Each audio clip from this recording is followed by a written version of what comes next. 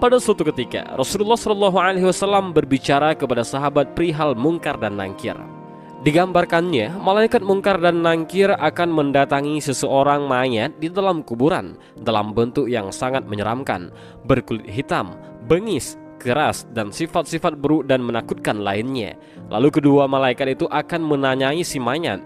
Mendengar penuturan Rasulullah SAW itu pun, Umar bin Khattab bertanya, "Rasul, apakah saat di kuburan nanti aku sebagaimana sekarang ini?"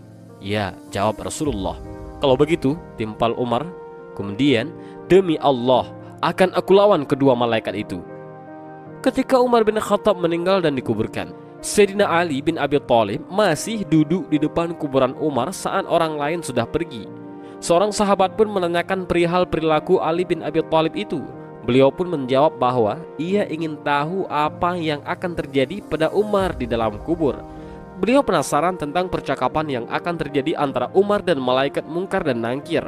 Hal ini diceritakan oleh Syekh Muhammad Nawawi Banten dalam Syarah Nurul Zalam ala Aqidatil Awam.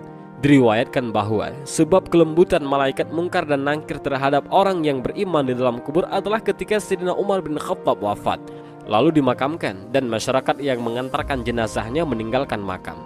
Sayyidina Ali radhiyallahu an memilih bertahan. Ia mengawasi kubur untuk mendengar percakapan Sayyidina Umar radhiyallahu an dari dua malaikat kubur. Umar bin Khattab pun didatangi oleh malaikat mungkar dan nangkir dan ditanyai pertanyaan, "Siapa Tuhanmu? Siapa nabimu?" Kemudian Umar menjawab, "Hei malaikat, kau tidak sadar bertanya kepada siapa? Kau bertanya siapa Tuhanku dan siapa nabiku? Aku selama ini berjuang bersama Rasulullah SAW. Lalu kau bertanya siapa Tuhanku dan siapa nabiku? Wahai malaikat, siapa Tuhanmu dan siapa nabimu?" Umar pun bertanya pada malaikat tentang wajah menyeramkan keduanya ketika mendatangi mayit.